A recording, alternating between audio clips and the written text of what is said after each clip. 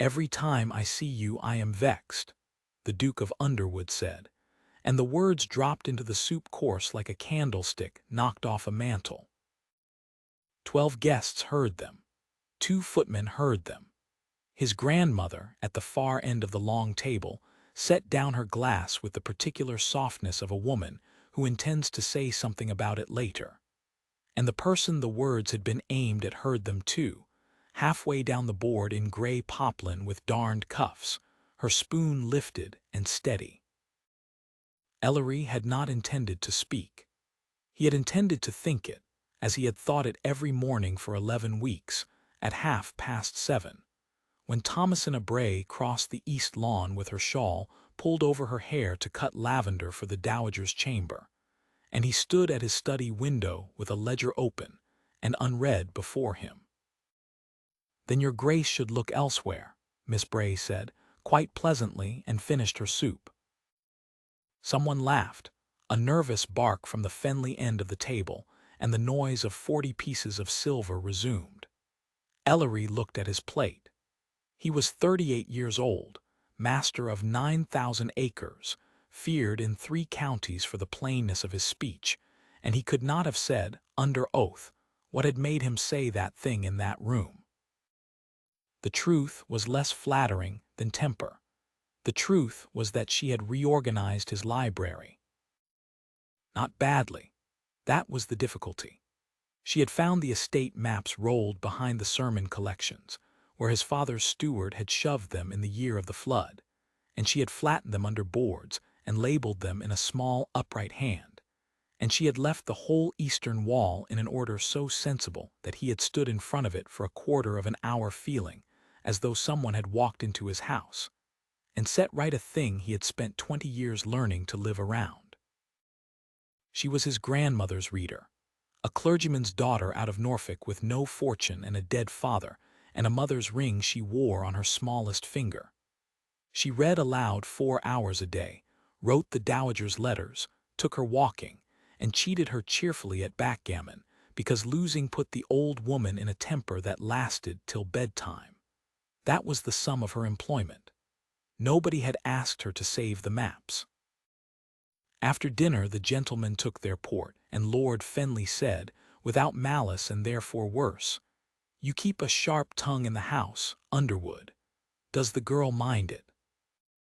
"She does not appear to mind anything," Ellery said. He found her an hour later in the long gallery, on the top step of the library ladder, sliding a volume home. The candle in the sconce below her threw her shadow up the shelves, long and quiet. "You ought not to be on that at this hour," he said. "It is the only hour the room is empty." She came down without hurry. On the floor she was a good deal smaller than she seemed on a ladder, and she looked at him directly, which very few people did. "Was there something your grace required?" He had come to say a thing. He heard himself say instead, "The maps. You had no instruction to touch them." "No." "Then why?" "Because they were rotting, and they are beautiful, and someone drew every hedge on your home farm by hand in the year 1790, and then died." She said it without heat. "If your grace wishes me to put them back behind the sermons, I will do it tonight." "That is not what I wish." "Then I do not know what your grace wishes," she said, "and I have stopped guessing. Good night." She took her candle and went, and the gallery was colder for it, and Ellery stood among his own well-ordered maps like a trespasser. He slept badly and rose at 6. From the study window, at 7:30, the east lawn was empty. It was empty at 8 as well. At 9:15, his grandmother's bell rang 3 times, which was her signal for catastrophe, and he found the dowager sitting upright in her chair with a folded paper in her lap, and a look on her face he had not seen since his father's funeral. "She is gone," the old woman said. "Gone where?" "Home. There is a carrier's cart to Marbury at 10 and the Norwich mail at 2, and she took the cart." She held out the paper. She left this for me. She left the accounts squared and my letters copied to Thursday and a list of what I take with my drops, in case the next one is a fool. She packed before breakfast, Ellery. Before breakfast, so that nobody should be put to the trouble of a scene. He read it standing. It was 3 lines long, and it thanked his grandmother for 11 weeks of kindness. And it said that a woman who vexes the master of a house every time he sees her has no business remaining in it, and that she would send word from Norfolk when she was settled, and would her ladyship please not fret. There was no reproach in it anywhere. He read it twice looking for the reproach, and its absence went through him like cold water. "What did you say to her?" his grandmother asked. "At dinner. I heard what you said at dinner. Everyone from here to Fenley Hall will have heard it by Sunday." The dowager's hands were shaking, which she hated. "I have watched you these 11 weeks. You stand at that window every morning like a man watching weather. You had the pianoforte tuned in March and no one in this house plays but her. You asked me in April whether Norfolk was a healthy county. And then you sit at your own table and tell her she vexes you, in front of Fenley, and she has the grace to answer you like a lady and eat her soup. And now she is on a carrier's cart with 1 box." Ellery folded the paper along its own crease. "It was not a lie," he said. Of course it was not a lie. His grandmother looked at him with something close to pity. "You have been vexed since the day she came. Do you truly not know what ails you? Every morning of your life you have known exactly what you thought about everything in it. Then a parson's daughter mends your maps and beats me at backgammon and asks the gardener about his knee, and you cannot get through an hour without wondering where she is standing. That is not vexation, child. That is the beginning of your life, and you have insulted it in front of witnesses." He went out. He walked the length of the east lawn, past the lavender, cut low and even where a small pair of scissors had been at it, and down the avenue to the gates. The carrier's cart was long gone. The ruts were still wet. Ellery had built his character out of not wanting things. His father had wanted a great deal. A duchess who loved him, a son who suited him, a fortune he did not have to husband, and had spent 30 years being loudly disappointed in all 4, and had died in a chair by a cold grate with the bell rope in his hand. At 16, standing at the graveside, Ellery had made himself a rule: want nothing you must ask for. It had served him admirably. It had made him solvent, sober, respected. And he understood with perfect clarity at the Underwood gates on a Tuesday morning, entirely alone. He walked back to the house and rang for his horse.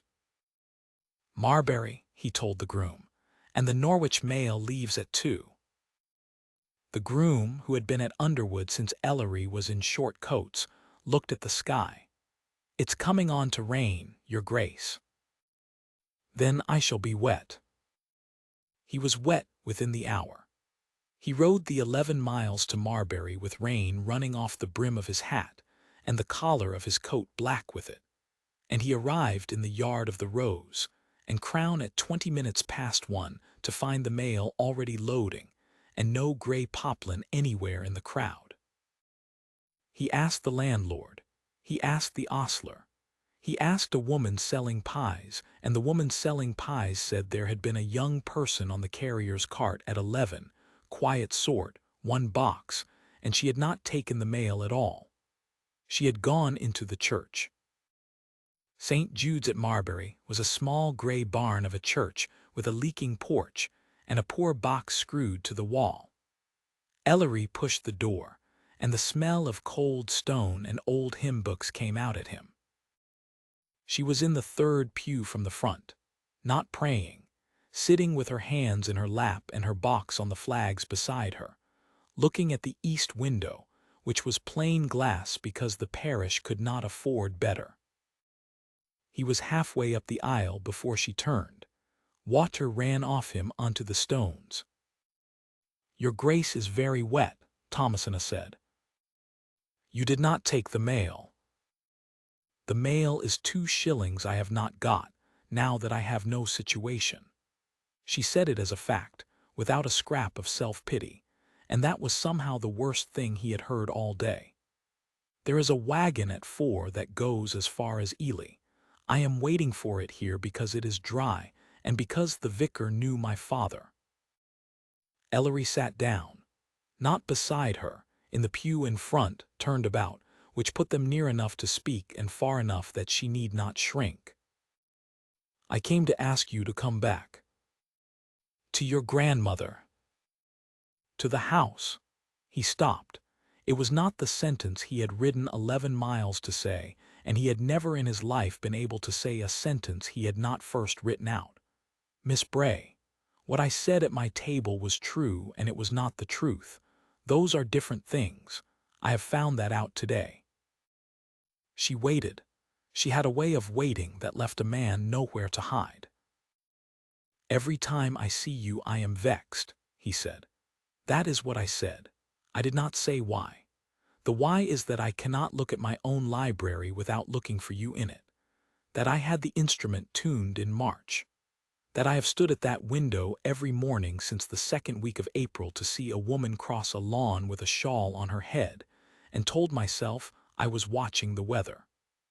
I have spent my life keeping the ledger of this estate to the farthing, and I could not keep an honest account of 1 hour of my own feeling.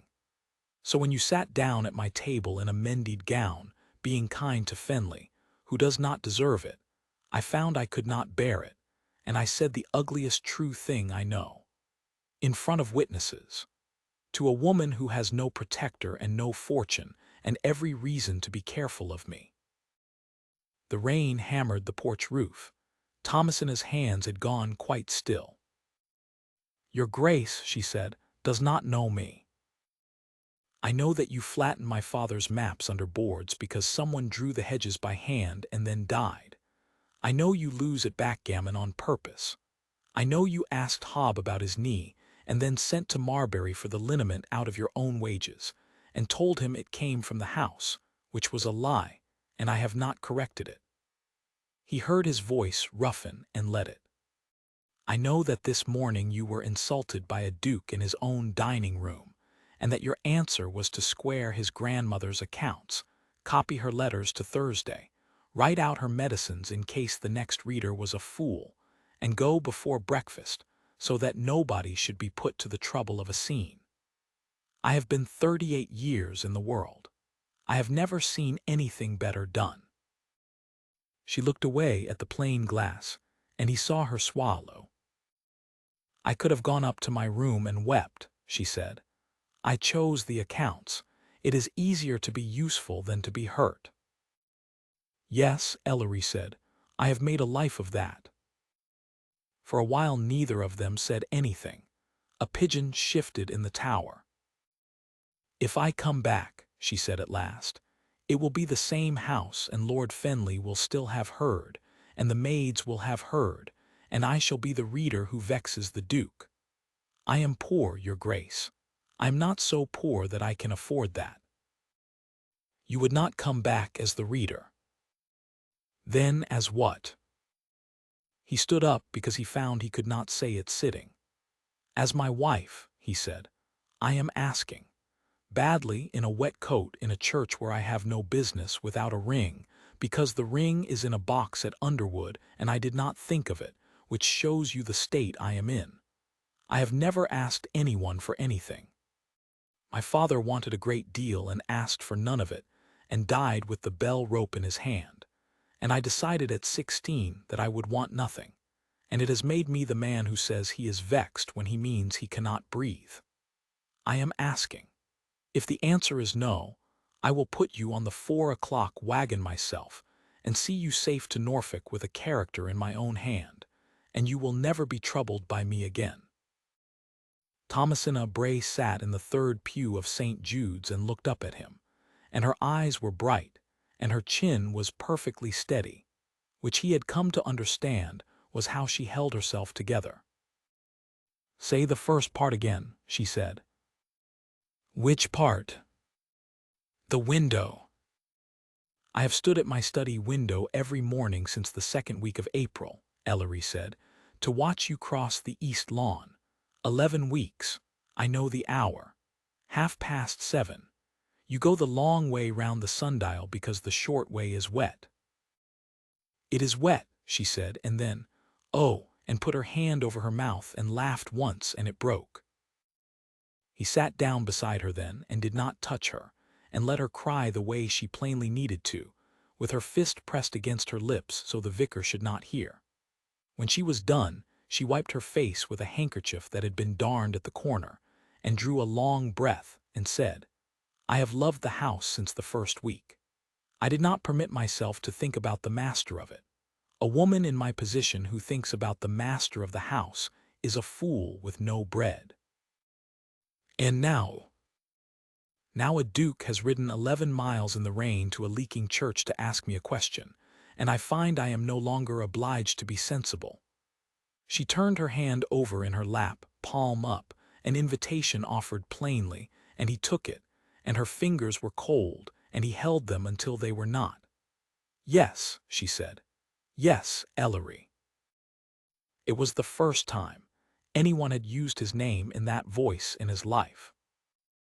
They were married at Underwood in September, in the small church at the end of the avenue, by the vicar of Marbury, who had known her father. The dowager wept loudly throughout, and told everyone afterwards that she had arranged it, which was untrue, and which nobody contradicted. Lord Fenley sent a very fine soup tureen. The maps went into a case of their own in the long gallery, glazed, on the east wall where the light was good. And beneath them, in a small frame, the 3-line note she had written before breakfast on a Tuesday in June, because Ellery would not have it burned. He had it read out at the wedding breakfast. He stood up in front of 90 people with the paper in his hand and read the whole of it aloud, and then said, This was written by a woman who had been insulted by me at this table. There is no reproach in it. I have kept it so that I shall never again be able to pretend I did not know what I had been given. And every morning after, at 7:30, the Duke of Underwood stood at his study window with a ledger open and unread, and watched his wife cross the east lawn with her shawl over her hair, going the long way round the sundial because the short way was wet, and cutting the lavender low and even. And when she looked up, as she always did now, he raised his hand to her, and she to him, and neither of them ever again mistook it for the weather.